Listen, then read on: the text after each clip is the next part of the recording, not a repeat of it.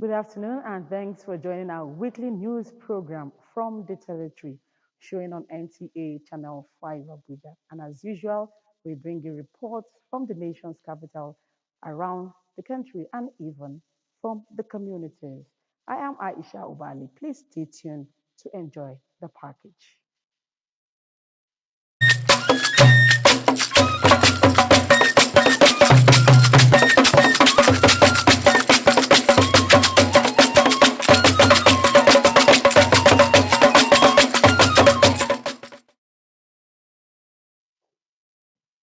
And thank you for being there. And now let's begin with stories from the presidency.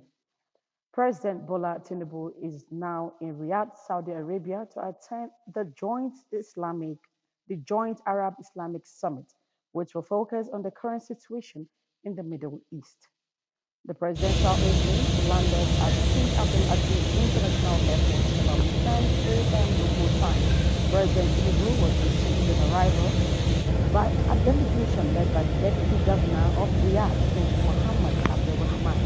The Riyadh Summit is scheduled to commence tomorrow, Monday, November 11th, 2024. A statement by the Presidential Advisor on Information and Strategy, Bayo Onanuga, indicates that the event is at the instance of King Salman and Crown Prince Mohammed bin Salman.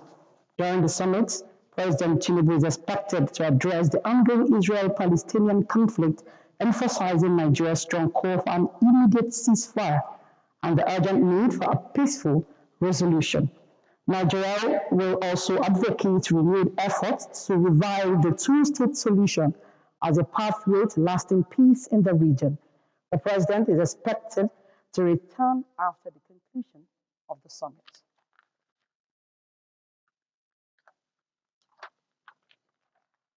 The Minister of the Federal Capital Territory, Nyesom Wike, has appointed Olalere James Olayinka as his Senior Special Assistant on Public Communications and Social Media.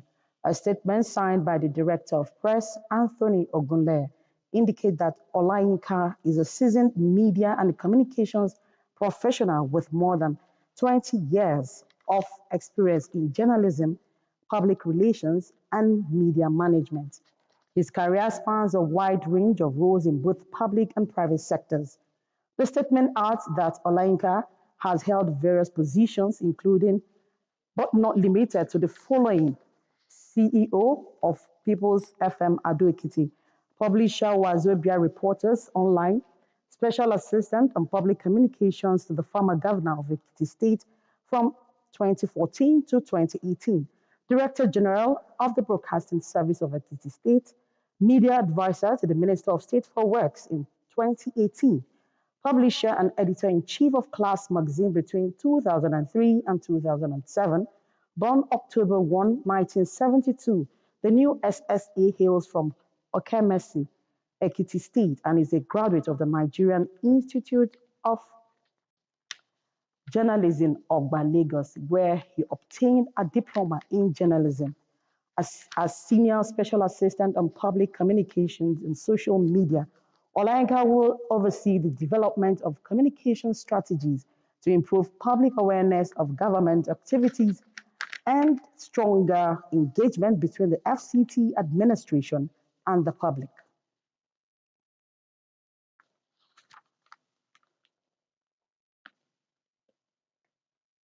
Okay, now let's move to messages from the pulpit. It is 20 years of worship and service to the community celebrated by the Good Tidings Church. Asabe Williams reports that from her inception to the present day, the church has been a sanctuary for spiritual growth, unity, and compassion. For 2 decades, the Good Tidings Bible Church has been a shining beacon of hope, providing a sacred sanctuary for spiritual growth, unity, and compassion. The coordinating pastor, Mike Ogoro, reflects on the church's remarkable journey. It has not been easy anyway. It has not been easy, but God has seen us through.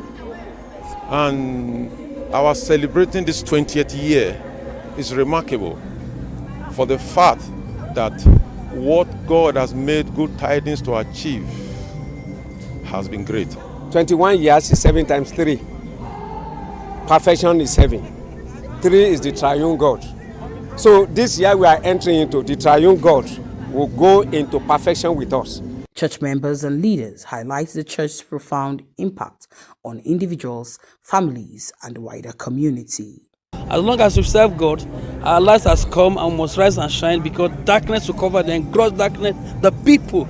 But Lord shall arise upon us, and His glory shall be seen upon us, and Gentiles shall come to our light, and then kings to the brightness of our rising. This church, the women are together, and then we put a lot of emphasis on mentorship, and the young ones are doing well. As the Good Tidings Bible Church celebrates this milestone anniversary, she remains steadfast in her mission, spreading love, hope, and redemption to generations to come. In Abuja, Asibe Williams, NTA News. Similarly, the message of hope, peace, restoration, and prayer for the nation resonated at the 23rd edition of Abuja Holy Ghost Service, organized by the Redeemed Christian Church of God at Altaba Lefi, Karu, Nasarawa State, where thousands of worshippers converge for their yearly physical and spiritual upliftment. Blessing Fulani was there. 23 years on, worshippers have been trooping into the redemption camp for fresh anointing, healing, deliverance, salvation, and breakthrough. Pastor Enoch Adeboye, General Overseer, Redeemed Christian Church of God, who took his scripture reading from Joel chapter 2, verse 25 to 28, assured believers of hope and total restoration in all facets of life.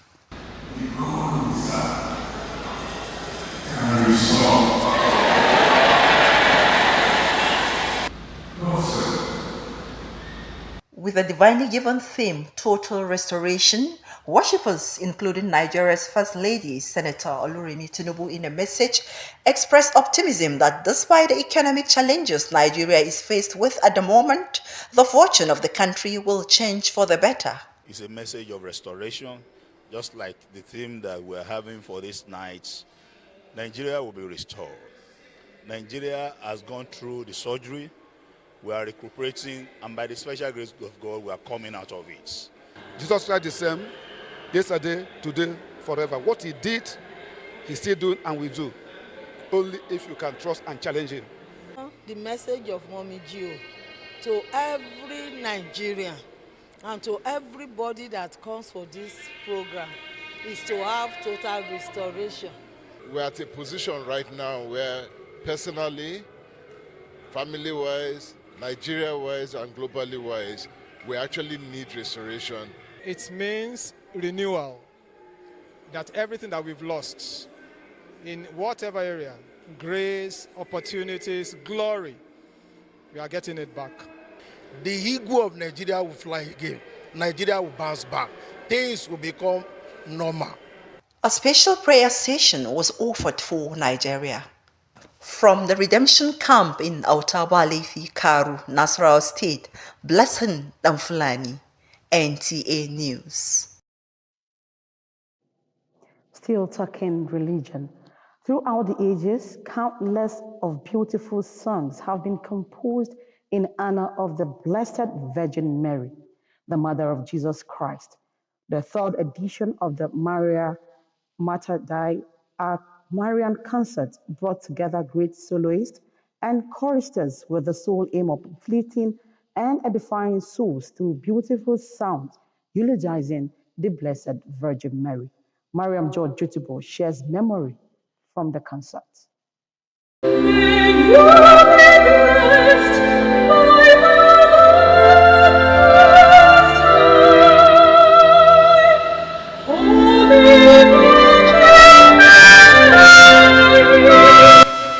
The Maria Mater Dei, a Marian concert, features a carefully curated selection of Marian songs. These compositions range from simple hymns and Gregorian chants to complex classical pieces as music artists take turns to serenade the audience.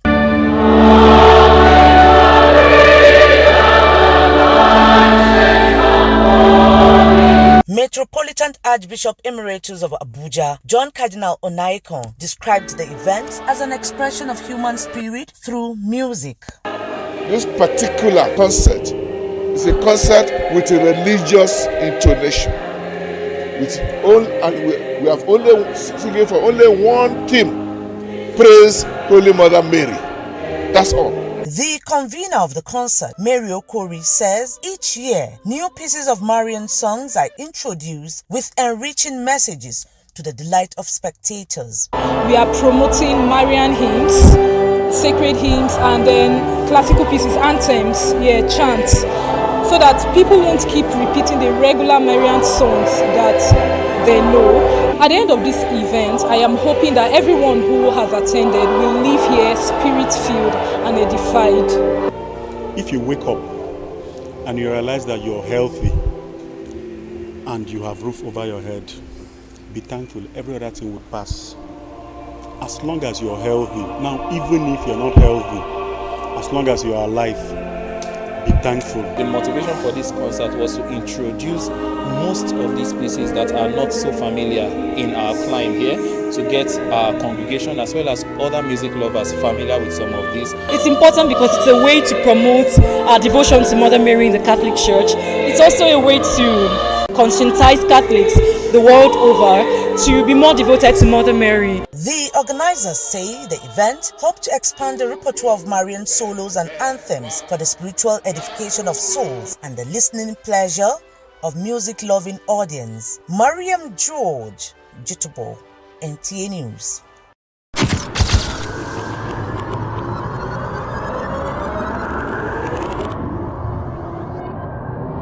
Good evening. Glad to have you join us. Thanks for joining us on Weekly News Wrap. Thank you very much for having me. And it is on that note we welcome you to today's edition of the program. We celebrate creativity, lasting impressions. There's no book stating that this is the role for men.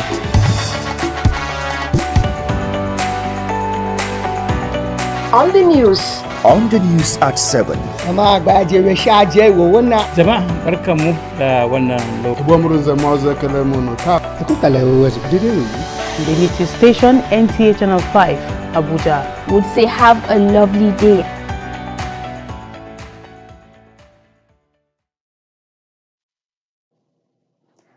Thanks for being there. And if you're just joining us, this is from the territory shown on NTA Channel 5, Abuja. Some years ago, freedom-loving people tore down the Berlin Wall and began to set a nation free from communist oppression in Germany. On World Freedom Day, the United States joins other countries to commemorate the historic day. Deborah Gazajumaika in this report examines the 2024 annual commemoration as proclaimed by former President of the United States of America, George Bush. Committed to liberty, freedom, and the universal struggle for human rights, the United Nations strives to advance peace and democracy with a view to safeguarding the idea of freedom around the world.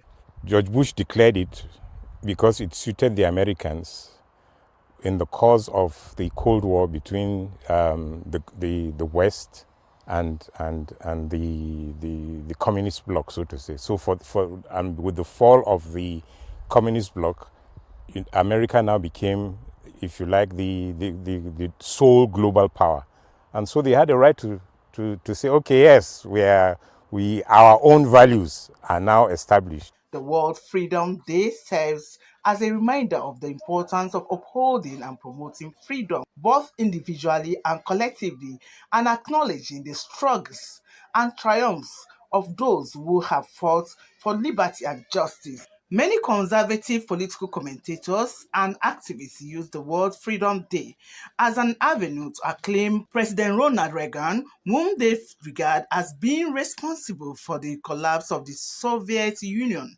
and the end of the Cold War. It depends on who is interpreting freedom. And for them to now impose freedom on the whole world, of course, we have to look carefully at it and say, what freedom are you giving us when you don't give us our own rights as developing nations to develop in a way that will catch up with you. We all know that the developed nations do not want us to catch up with them. They do not give us their technology. They only give us technology that is obsolete.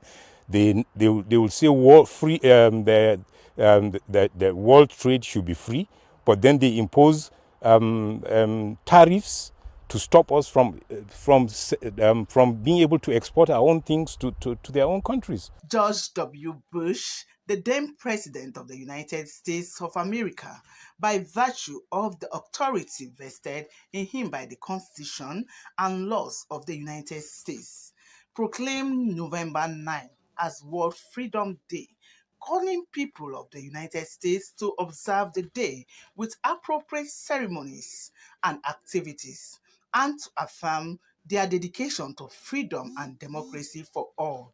In Abuja, Deborah Gazaji Micah, NTA News. Away from the issue of freedom now and to health. Medical experts have advised parents and caregivers to vaccinate their children at least 9 times from the time of birth to prevent the occurrences of deadly diseases. They made their appeal to mark this year's World Immunization Day. Francis Kabile tells us more.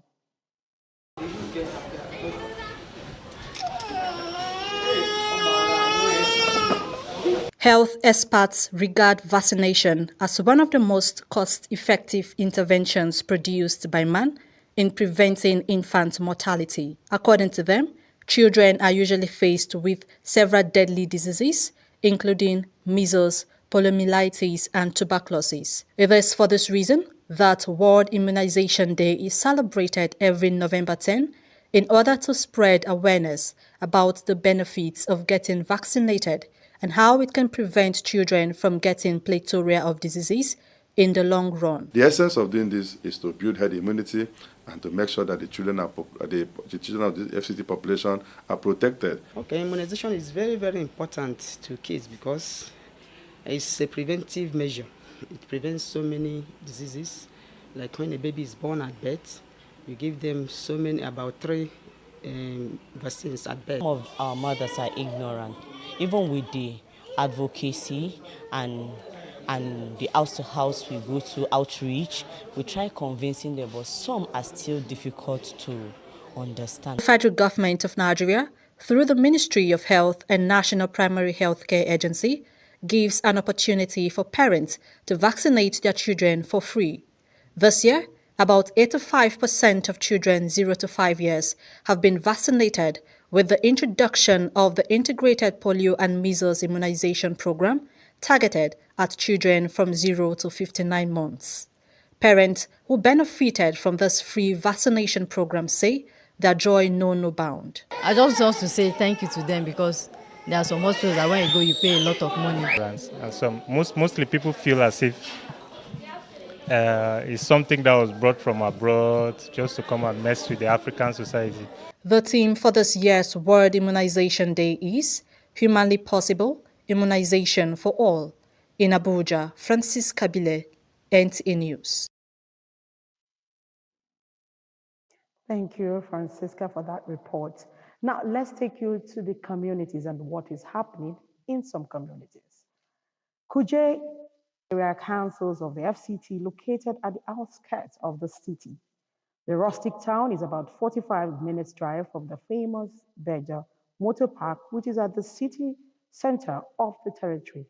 Tassia Mary in this community report examines living in this food basket amid the fear of residents over insecurity threatening development.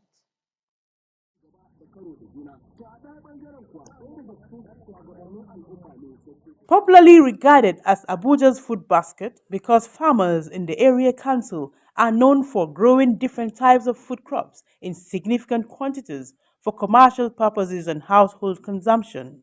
Kuje's standing as the food basket of the FCT is being threatened because farmers here are increasingly finding it difficult to access their farms, which was a norm, the fear of being kidnapped or killed, or the powerlessness of witnessing cattle eating up their farm produce without them being able to do anything, as they say, the beginning of wisdom. The insecurity, challenges in Kuje Area Council have actually affected almost everybody, especially in rural communities. Farmers, cannot go to their farms comfortably. Traders cannot move about. Teachers cannot go to their stations. It has affected almost everybody. Abduction started on the road popularly called Bush Road, which is the old road and popular route to Peggy Estate. Thereafter, there has been series of abductions in Kuje surrounded by forests, which has caused some residents to abandon their estates, as education is also adversely affected. Some of our schools, up till now, are still closed down because no teacher can go there. Teachers were going there and some of them were kidnapped. And after kidnap, nobody came to their rescue. They had to rescue themselves. And after getting out of the days of kidnappers, they sought for transfer. And they have been moved out of their station. And some of them promised they will never go back to their stations if they are not transferred. And in such situation, you can't blame them because nobody assisted them to bail them out when they were kidnapped. So for them to go back, they said they will never go back again. These incidents have led to many fleeing Kuje for safety. Most of them abandon their homes, means of livelihood, and properties behind as they seek refuge elsewhere. The good news is respite is gradually coming back with combined efforts. Spokesperson of the area council, Abdullahi Sabo Sr., says security is paramount for the development of any community, and so they will do what it takes to protect residents of Kuje. The security situation in Kuje Area Council has improved tremendously compared to what we have before now. This has to do with opening up the hinterland access roads has made it very easy for the security personnel to access any community as a result of kidnapping, and also as a result of sensitization by the council in collaboration with the security agencies. Council is collaborating with the security agencies to make sure that the people of Kuje Area Council sleep with their eyes closed. The local vigilantes are also not left out. They are contributing a lot. The local Hunters Association are also there. We have engaged all the communities to set up vigilante so that they can provide their local security and also report any incident to the higher authority for prompt action. The residents say peaceful living is synonymous to development. For the people of Kuje Area Council, insecurity is not only affecting their everyday living, but also their slogan as the food basket of the FCT. They are calling on relevant authorities to put in more strategies in place for them to maintain their pride of place as the food basket of the FCT. In Abuja, Tessie Omeri, NTA News.